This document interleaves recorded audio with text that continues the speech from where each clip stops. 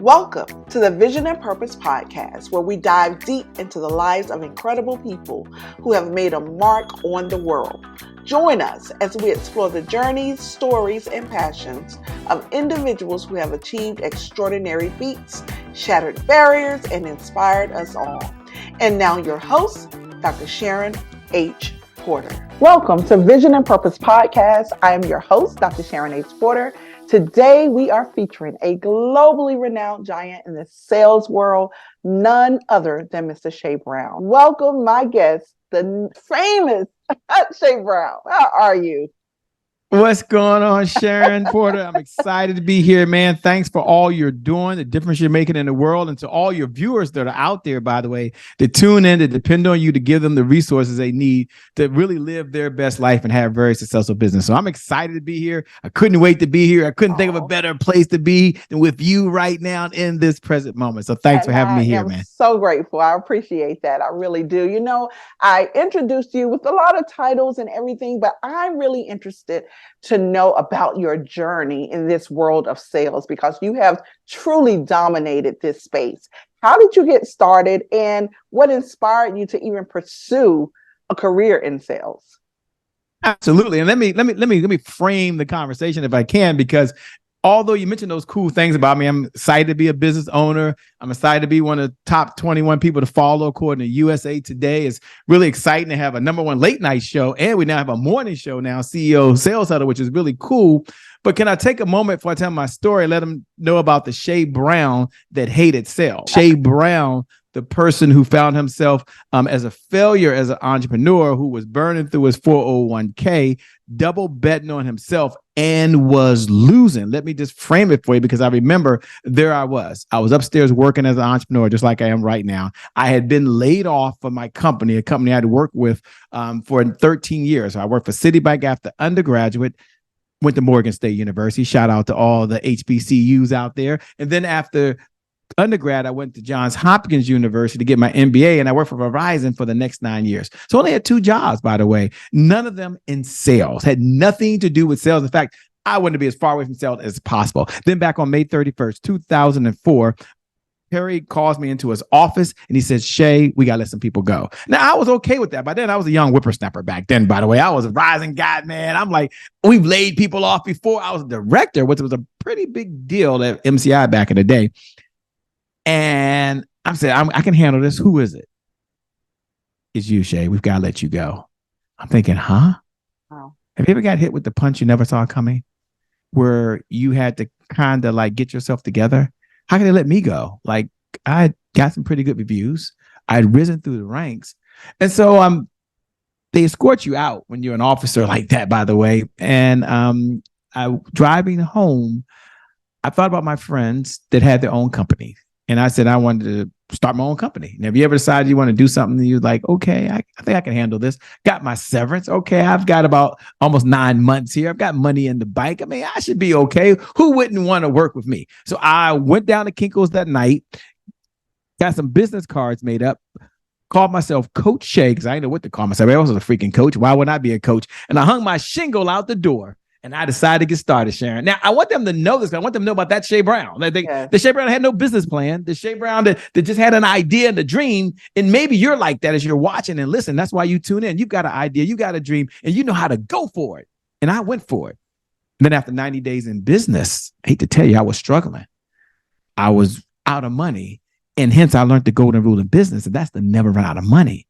And my wife at the time, that was my second wife. Don't judge me. Please don't judge me. I know I take full responsibility. I wasn't doing some of the things I was supposed to be doing. And how many people know when the money gets funny and the change gets strange and you ain't doing what you're supposed to be doing? And I didn't tell you I was betting on myself with all the credit cards. Don't judge me. Don't judge me. I told you I was a young whippersnapper back then.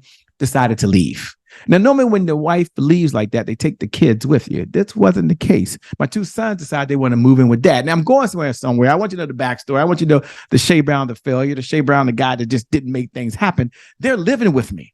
So now I'm in deep trouble. Like, I'm burning through my 401k. I have no money. I have no clients. It ain't good. I'm upstairs working. This gets back to what I was saying. This gets to your point, Sharon. I'm going there right now. I'm upstairs working like I am right now. And then my sons come running upstairs. Dad, someone's still in the car. Wait a minute. I run down the steps. I look out the window and there's my Lexus truck. I love that white Lexus truck, by the way. It's a beauty, by the way. It was a beauty. It was being hosted up by the tow guy. Now, Sean had been here a number of times. Not like it's the first time he'd ever hosted my car away. Normally he knocks at the door and asks for the keys. Don't judge me. I've had my car repoed more than one time. Don't judge me, please. I look at him. I look at my sons. I look at him. I give him what's called the brother nod. He gives me a nod back. I look over at my sons and I say, don't worry. The car is just going to the garage. I lied. And it was in that moment I had what I call the never again moment. And that's the Shea Brown I want you to know. Have you ever had the never again moment? I was a failure as a husband, obviously. I'm a failure as a father. I'm lying to my sons. Certainly a failure as an entrepreneur because I have no money. My car's being repoed.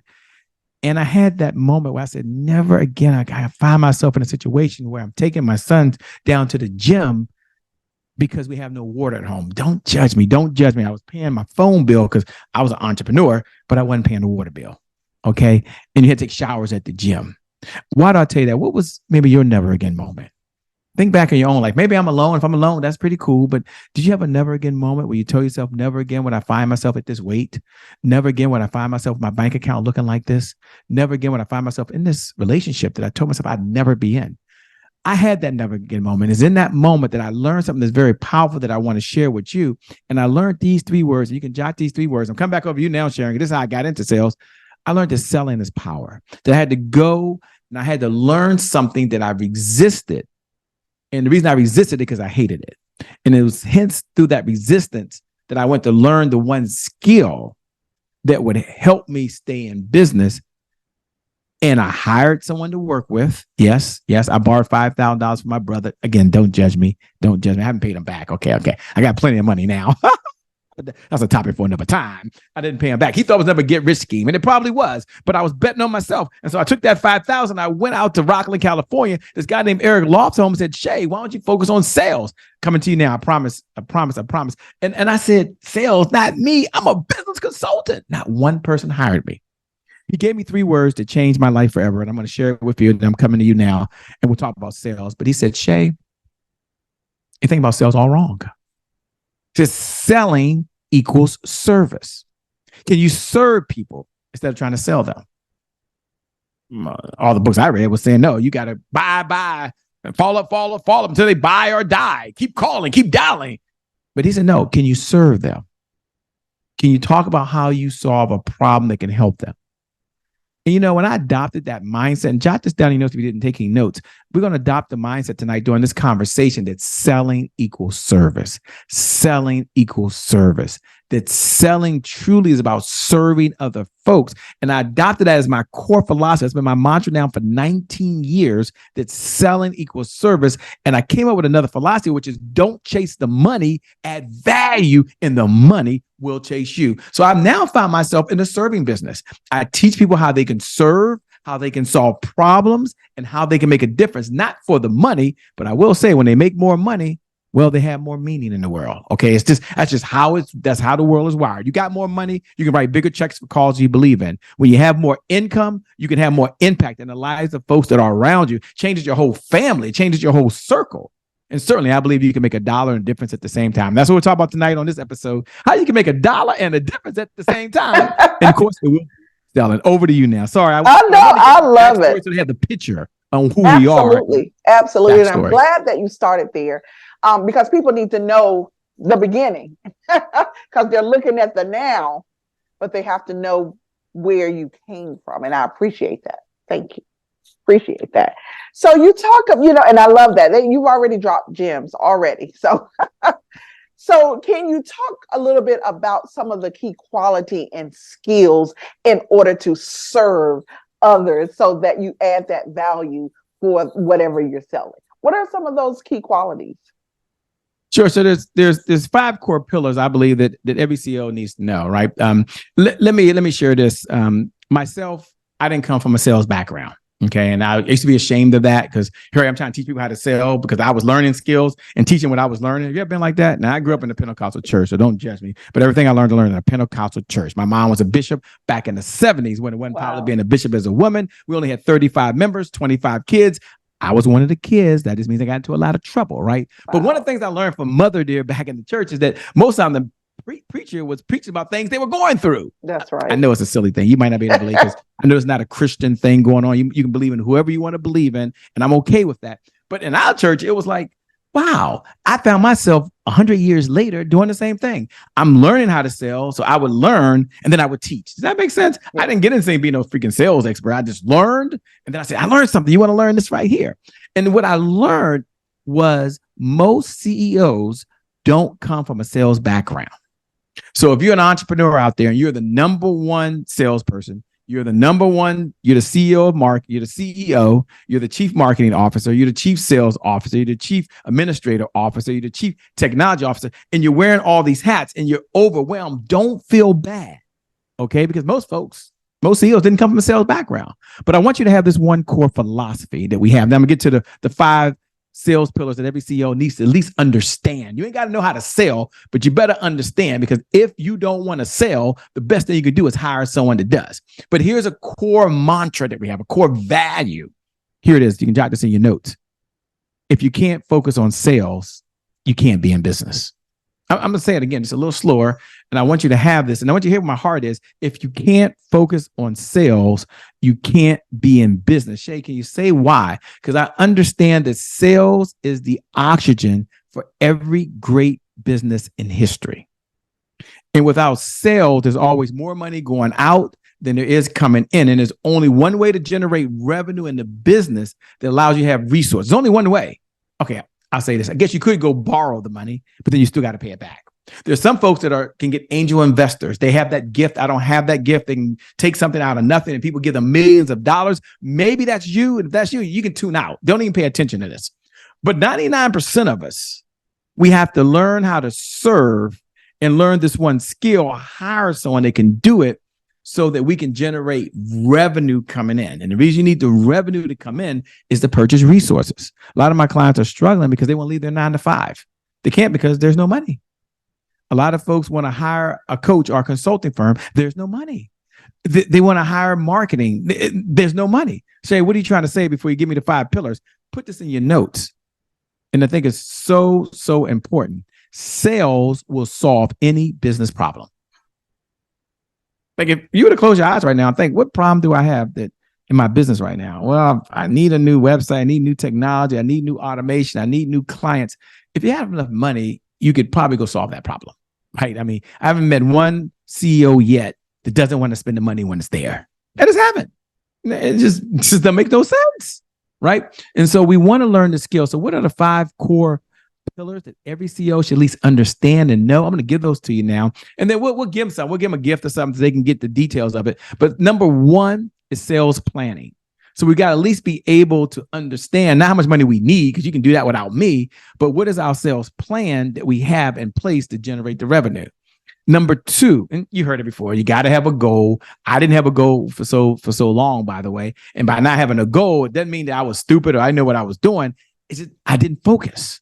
And remember, if you can't focus on sales, you can't be in business. Okay. Number 2, you need to understand your sales cycles. I don't know where the balloons are coming from. You know, they have this new software now, and I probably couldn't do it if I tried. Could I? No, I probably couldn't. I don't know how it worked. But anyway, I saw something pop up, and I have no idea. I believe God is a woman, yes, and I believe that she has an iPhone, yes. But I hope she fixes the software that we have, because who else could have the iPhone product line but a woman? I'm sure a guy couldn't have thought it. I just know it's not true. They might have. But how festive is it though? It's so festive, so it's okay. But anyway, you need sales cycles. And the sales cycle is the customer journey that your clients go through. So we understand how long it takes for the sale to come through and where they are in that cycle. And then number 3, we need sales positioning. Sales positioning is the words that you use. I believe, put this in your notes, above everything else that relates to business, I believe this: your words will make you rich. Put that down in your notes. I was at a seminar with Dr. Donald J. Moyne. I spent $20,000. I was in Las Vegas. He was teaching us about sales scripts, which I hate. And But he made a point. He kept saying, your words are everything. And I said, wait a minute. I'm part of the Puff Daddy generation. I want y'all to know I got my AARP card. That means I got remix versions on everything. Okay. I said, wait a minute. He's saying your words. That's just sales positioning. Isn't that just sales positioning? So I said, whoa, what a fantastic thing. If entrepreneurs can understand what to say, when to say it, and how to say it, could it not change the trajectory of their business? No, seriously. So that's sales positioning. And for so long, and I'm going to say this, Sharon, I'll get to the other two. I was working with a client and they were really struggling. And one of the things they were sharing to me is that it's all about content. They're in the self-education industry. They're a coach and they speak and all this other cool stuff. And they were struggling to convert people over. And it wasn't that they know how to sell. That wasn't it. What I shared with them is they were sitting there and sharing so much about helping people get out of their pain and helping them have more pleasure. And Tony Robbins and Lisa Nichols, and they're the best of the best. For 100 years, probably back while Christ was a kid, they've been running around saying these things. You must help them get out of a pain. You must give them more pleasure. And that's true. But I share with the person that's the old way. And one of the things I like what Sharon does on here as a visionary, she's understanding where we are today. She's understanding where we're going to be tomorrow. The new way of selling is no longer about the pain or pleasure. Let me give you the Shea Brown remix version. Y'all know it's coming. Here it is. People pay for two things. Put this in your notes. And when I shared this with her, you're not going to shout on it, but it did create a breakthrough for her for sales positioning. I said, people pay for the possibilities. So they want what's possible for them. They pay for that. And they also pay for your perspective. You might be only watching this show because of the possibilities that any one of Sharon's guests could change the trajectory of your life. And you only need one idea. How many ideas do you need to change your life? One. How many ideas do you need to change your life? One. Put this in your notes. One good idea, implement it. It's better than 1,000 ideas you know right now. So you only need one idea. So anyway, back to the client. I went back to him and said, let's start sharing with them the possibilities. Let's start sharing with them your perspective. And in doing so, let them know if they believe that you have the framework to do that, the methodology, wouldn't it be much easier for them to take a baby step with you?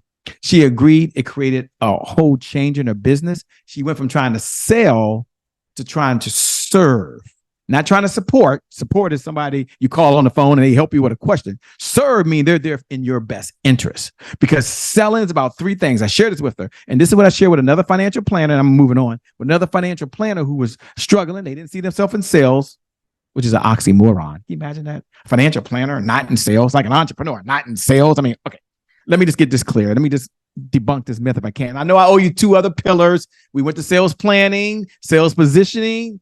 Sales planning, sales cycles, and sales positioning. I've got two more, don't worry. But I want to take you here for just a moment, because this created a breakthrough from someone who was only earning about $2,000 a month. They need to get back to $5,000 a month in order to do it full time. They were doing it full time, but then her husband agreed. If they can't get the $5,000, the family couldn't support this dream she had for the last 2 years. And here's what I shared to her about selling. I said, first of all, we all are in sales, okay? Preachers, every single week, you would probably agree with me, they're selling faith, okay? Call it what you want, but they're selling faith. Teachers, and I believe they're the most honorable profession in the world, underpaid, obviously, but teachers every day are selling education. I'm a parent. My kids are grown now, and I actually have a grandson, so I guess I'm a grandpa, papa, G-pa, I don't know what they call me these days. He's only 1 year old, so it doesn't really matter. He'll figure it out. But parents every day are selling what? Values. So every single day when you get up, the biggest sale you make is to yourself in terms of what you're going to do and what you're not going to do. There's only two things you control every day with 100% certainty. You control. Hey, that happened again. You control your mindset and you control your actions. You control those with 100% certainty.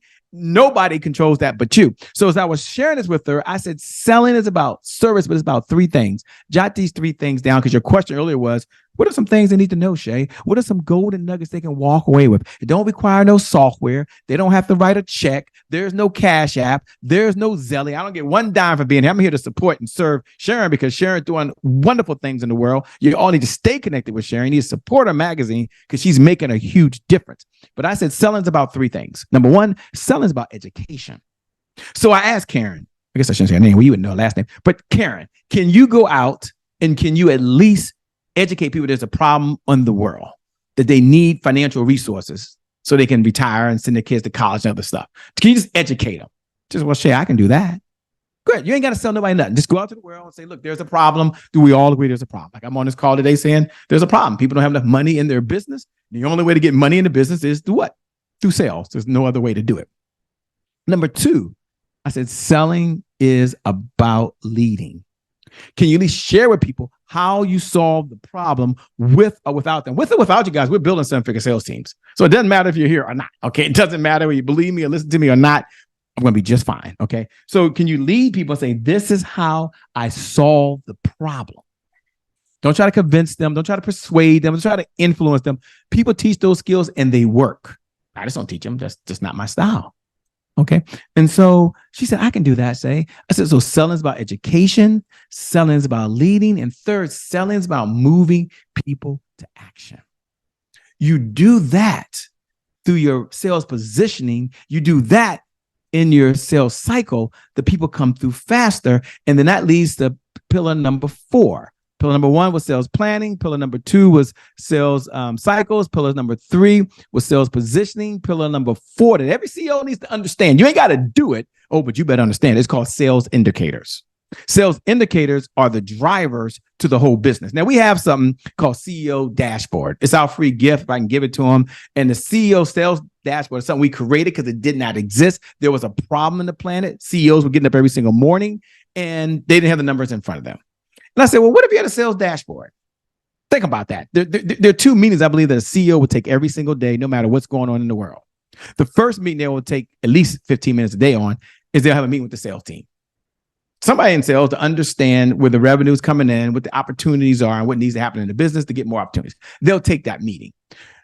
Do you know what the second most important meeting they'll take outside of sales? You know what the second one is?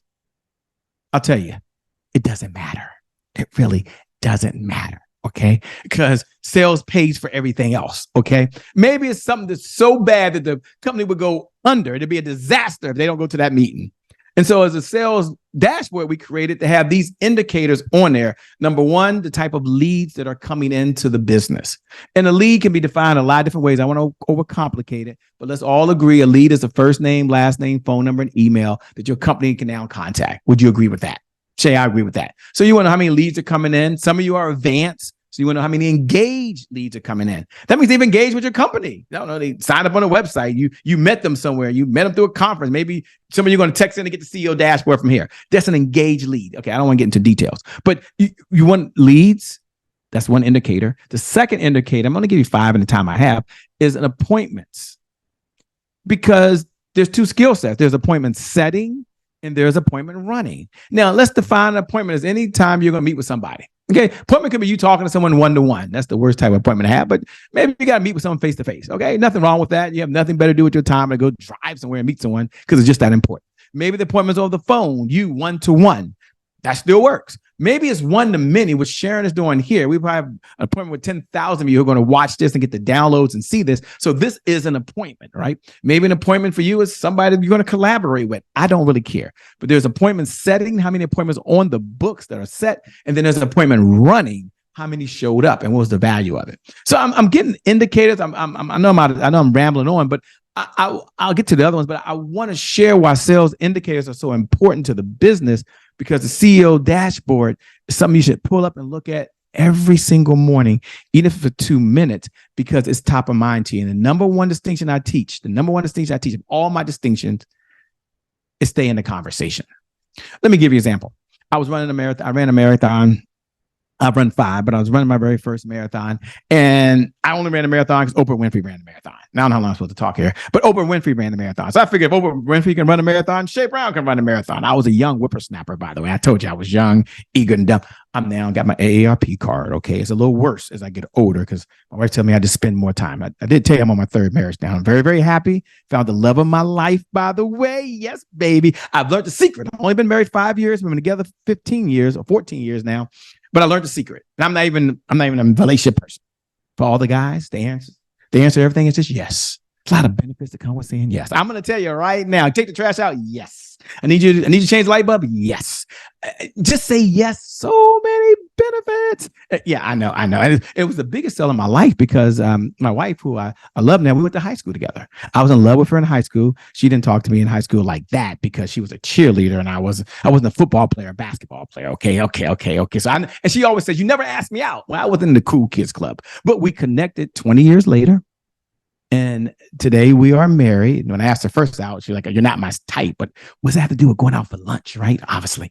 But I hung around long enough and she hung around long enough and now we're married. That's my story, by the way. I always tell her that Kevin Hart's made us short guys cool again and we're a lot taller and we stay on our bank account. Come on, somebody. Okay, I got to get back to sales. She told me there's no laughing and joking, but we all a lot tall on that bank account. Trust me, okay? I'm sorry. You told me to be cool over here, Sharon, but I couldn't resist it. I had to tell him a story because I can't just talk about sales. Who wants to hear about sales all day? But anyway, back to our regularly scheduled program. Okay. CEO dashboard. I'm going to give you a number they can text in. There's no cost. There's no credit card. There's nothing to buy. You can just text the word CEO. It's an Excel sheet. It's simple. You can create your own, but you can just have ours. It's a $997 value. There's no cost. There's no funnel to go through. Text the word CEO to 202-270-1662. Now, that's my personal cell number, okay? Because we have fancy systems, but all y'all not going to do it. Statistically speaking, most of y'all going to listen to me and get, I don't know, excited maybe, and want to do some cool things, but you're not going to do anything.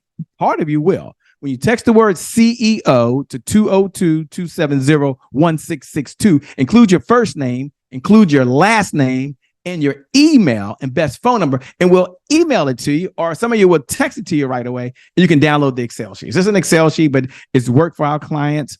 It's part of what we do with the CEO Sales Huddle, and I found out when you look at the sales indicators, things happen. So getting back to reason I tell you that story is that now I understand, and one of my clients, James, is doing much better because he says this: what gets measured gets managed. And I shared that with him. I said, look, the reason you want the CEO sales dashboard because what gets measured gets managed. And it's not Shay Brown. It's not a Shayism, okay? It's a fundamental philosophy of life that you can adopt in your life. When you measure it, you do a lot better. My wife, who I love so dearly, I was telling you about, is super excited. She dropped 32 pounds recently. And she's doing it because she's in some program, Elevate to Motivate. A great program, by the way. I don't make any money off that program, by the way. And as a result of her being on the scale and measuring what she's eating, it wasn't a new idea. Not a new idea at all. But guess what? What gets measured gets what? Managed. So now, I'm 55, she's 54, it's a lot of benefits to saying yes and them, being so healthy and fit. That's a topic for another time. I'm not supposed to talk about that on here. There might be some young folks on here, okay? Okay, so let's get back to this. Let's get back to the 5 pillars. Sales. Number 1 is sales planning. Number 2 is sales cycles. Number 3 is sales indicators. Sales positioning. Number 3 is sales indicators. I wasn't going to do this, so I don't have it in front of me. And number 5 is the sales team. Because the reason you want a sales team is one of the indicators. Even if you're the only salesperson, you can go find someone to be on your sales team at 100% commission. That means they only get paid when they bring in money. So it makes sense to me if it's me by myself. Maybe you bring in, I don't know, $20,000. But what if you had someone that worked on 100% commission and they brought in $20,000 and you paid them, I don't know, a 20% commission, whatever the number is for your industry, you still got $16,000. And here's the cool part. Your labor was never involved. What if you brought on what we call sales affiliates as a team? These are people who are mercenaries, for lack of a better term, but they're in industries you're not. So if you're a coach and you partner with someone who does website design and they refer business to you and you refer business back to them, and now you're paying a referral fee, isn't that amazing? What's the point you're trying to say here, Shay, when it comes to sales teams? I want you to put this in your notes. You don't have to be the answer to all your clients' problems. It's just as profitable to be the bridge. Just as profitable. People pay me. I send people to people all the time. They do good work. I'm not to answer everybody's problems. And so wouldn't it make sense to have a sales rep or a sales affiliate or a sales ambassador team? Forget digital sales solutions, some other components, but we teach the 5 components of a 7-figure sales team. But I want you to have sales team down because if you are the team, it's okay. You're doing well. This is not a beat me up session. I like sharing what she has. It's not a beat me up session. It's not you're doing bad. It is what it is. And we're all here to go to the next level and continue to get better, myself included. And I'm the first one to say we've had a lot of failures, but we're here. So anyway, I wanted to share that. You told me to share something that of value, something that can help them. Absolutely. Back over to you to answer all your questions. I answered them a lot faster. Sorry, I got on a No, rant. no, no. I love Apologize. this. Like, you're dropping the gems. I'm gonna just tell you. So let me ask you though, what do you think the role of networking is with sales? Sure. So here's the deal with networking. When I first started, I didn't network, right? I didn't subscribe to the school of thought that success is a team sport. I thought I had to do everything. I thought I had to find it my way. And it wasn't that I didn't want to network. I had networked several times. It just didn't work. Let's call it that. Sometimes it was my fault. Sometimes I dropped the ball. Okay. Maybe you never dropped the ball on somebody, but I have dropped the ball on somebody. It doesn't feel good. And sometimes the ball has been dropped on me. Okay. I accept responsibility for my side of it. And so I stayed away from it. And I try to do it so much as a solopreneur, as a grindpreneur, as an all-daypreneur, whateverpreneur you want to be, instead of just being a CEO. And a CEO understands the philosophy that we have. It's one of our 12 rules for life. I don't know how many rules I've given you, but here's one of our 12 rules for life. And that is systems beat goals every single time. Systems beat goals every single time, because systems are duplicatable, systems are repeatable, and systems something you can give someone else. So in order to be a successful CEO, you've got to have systems. And one of the systems is being the ability to network and get things done through other people. So the power of networking isn't so much where I got this person, my friend, and this person, my friends, is I can be in circle and places and spaces that can help make me better. Okay. As my father would say, you're always in the middle, son. You're always in the middle. You're always reaching up for someone to help you get up a little higher than where you are today, but you've always got to keep that one hand back to help pull someone else up. So I'm always trying to be in circles where I'm like the lowest guy on the totem pole, so I can learn and help other folks, and I continue to grow as well. Okay. And so I can pass that on. So the power of networking is that success is a team sport. When I adopted that philosophy, I implemented that philosophy, I found myself in places and spaces that I wasn't in before, because people would open up doors for me. Let me give you an example. I get a chance to work with a young lady by the name of Dr. Cheryl Wood, amazing individual. And I'll say this about her: being in that one circle, I can mention many circles, is allowed me to have access to folks who are in the speaking business. So we're not in the speaking business. We're in the business of helping people generate $100,000 a month of consistent, predictable, reliable income by providing them a sales team. So some people just don't want to sell. So they want to outsource the sales team. They want to outsource the sales funnels. They want someone to handle and be the chief sales officer. So we've been able to do that for a number of clients and help not only generate money, but also help change their life. But now I got a problem. Can't do that by myself. So I said, what if I network? What if I partner with other folks who teach speakers, who teach entrepreneurs, and they have that, and we provide one of the resources that every entrepreneur needs? Isn't that kind of cool? Yeah. And the good news is I work well with other cooks that are in the kitchen. Yeah. So I don't believe in scarcity. A lot of my clients and some people I work with, they're like, well, Shay, I don't want them to know my people. What if they buy from them? They're going to take all the money. And what if? Here's what I know. There's enough for everybody. Okay. I don't look like I missed any meals, do I? That's that abundance mindset. Absolutely. Absolutely. Abundance mindset. That's what that is. I love it. I love it. I love it. Absolutely. So Shay, we cannot get off without me mentioning you were part of our D9 Divine Nine member spotlight. And I thank you. You're a member of Kappa Alpha Psi, Morgan State. The only fraternity. I mean, I know there's other D9 folks. There's a lot of numbers out there. That's right. Divine Nine. Yes, the fraternity. Exactly. And so my HBCU experience, because you are a Morgan alum, I want you to just share a little bit about how that has impacted, your journey today, starting at first number one from HBCU and now being a part of such a wonderful fraternity. Sure. The power of achievement, which is what our fraternity stands for. When I got started at Morgan State University, I didn't go to college to be in a fraternity. It just wasn't a part of our family. It wasn't something that I grew up around. So it wasn't a big deal. It wasn't until I got to the university that I was really exposed to this Greek life that looked pretty cool. But then when I look back, for me, not for everybody on my path, my father had got me into UDC, which is where I started, University of District of Columbia initially, because of good Kappa men. I got my first job because of good Kappa men. And there might have been alphas there and other folks. I just didn't know. Okay.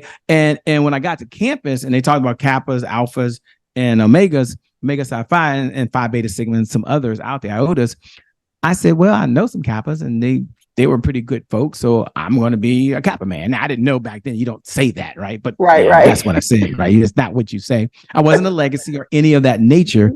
And I will say this, we did it back in 1989 during a time where they used to have pledging. We were the last line to pledge, what they say, on top of the campus. I'll say that. And wear gear and so forth. What I've learned by being a member of Kappa Alpha Psi fraternity is that over the years, the relationships that I have been so much more strengthened, and that everyone in the Divine Nine is really one. Okay. Now in school, we joke, say we're number one and we're number two, we're number one, you're number two. And it's all in love. But at the end of the day, we're one big community. And then being inside this community is giving me access. It doesn't mean if you're not in the community, you're bad or you didn't do something right. I'm not saying that. I'm in a lot of other organizations as well, but she asked me about Kappa, right? And so I'm really pleased because here's the benefit to me. And this is very personal, deep and personal. This year, how did that happen? This year, my son, Che Jr., joined Kappa Alpha Psi fraternity. He plays alumni. And let me tell you, it feels pretty good when you walk in there and you already know. It's a process, obviously, but you already know I'm a Kappa. My brother, who's 3 years younger than me, is a Kappa and plays undergrad at Talladega. Wow. And some of our good friends are Kappas in the local Washington, D.C. area at the alumni chapter. My sans, that means he pledged with me. It's one of the time. So it felt good to know. I'll say this. I believe my son was going to be okay by himself, with or without me, but it felt good. And that's what it's all about. And as a result, today, I'm able to do some amazing things as a support of other folks. Now, I got to write a check and give back. And that is important. It's important to give back. Whether you give your time, you give your expertise, you give your resources. I made a decision. I'm going to write the checks. Okay. It's like my father was the civil rights movement. He says a lot of people had to go march. And he was one of the people that march. He used to always tell us, if you can, you write the check and let them march. Okay. And so I'm able to write checks because I can't always be there, but I know my dollars are well spent and going to a really good cause, because sometimes that time doesn't allow me to do it like it used to. I'll say that. Not that I'm better than anyone else, but it feels good to write a check. Okay. I love it. I love it. And I will have to say, as a Spring 90 initiate, we consider ourselves as the last above ground. So I'm not sure what happened at Morgan State. No, I was saying at Morgan. At Morgan, right. At Morgan, after that. In 90, they didn't do it that way. And it wasn't, I think they were phasing things out over time in different colleges and campuses. Yeah, exactly. But I know at Morgan for the Kappas. At Morgan, okay. So at Morgan. Because I was Spring 90 is strong. So I just want to make sure I stand up for Spring 90. I love it, Shay Brown. You have dropped the gems today, and I want to say thank you. Please, please let everyone know where they can connect with you, where they can follow you, where they can link up with you if they can afford to. As a entrepreneur to help their sales. Yeah, for those folks that just want to they want sales growth in their business, and they want to use that money to do good in the world, right? You're not going to use the money to sell alcohol to alcoholic or sell drugs to a drug dealer or something of that nature. You're going to use the money for good causes that you believe in. You can just text the word CEO. That's the best way to connect initially. When you text the word CEO, not only will we send you the CEO sales dashboard, which you probably never had because we created it at no cost, you text that word CEO to 270-270-1662. Again, 202-270-1662. We did a whole masterclass on the 5 pillars that every CEO needs to know, where we could do a deeper dive. We'll release that to you. You'll be able to go watch it when you want to watch it on demand. That's our gift. For those people on social media, Instagram is my jam. So some of you are going to text 202-270-1662. You're going to text the word CEO. I get that. And others are going to just go over to Instagram, because you can see me, but I can't see you. That's the problem. So go to Instagram, type in that's IAMCHE Brown. I am Shay Brown. And then just DM me. And we put Divine 9 in there. Okay, doesn't even matter. Just put Divine 9, because I know you came from here, by the way. We got a secret gift for you. I'll follow you back so I can get to know you. You can get to know me. And that's the best way to connect. I'm hoping we connect with all of you, and you continue to show up for Sharon. Whenever Sharon has an expert on the other side, I'm now considered expert. I finally made it. Thank you, Sharon. Are, absolutely. Then you be here and you show up, because it'll be a good use of your time. That's my promise. Oh my goodness, guys. You have just had the pleasure of just listening to all of this expertise from Mr. Shay Brown, a globally renowned sales person here, just giving us all of the nuggets. You got to follow Shay Brown because he will definitely change your life. So Shay, thank you so much. I appreciate you. I wish you continued success in everything that you do. Guys, please connect with him. Make sure you send that text. And also join us every Thursday at 5 p.m. wherever you get your podcast. Thank you and have an amazing day. Thank you for joining another episode of Vision and Purpose Podcast. Please share, like, and subscribe. Please join us every Thursday at 5 p.m. Eastern Time.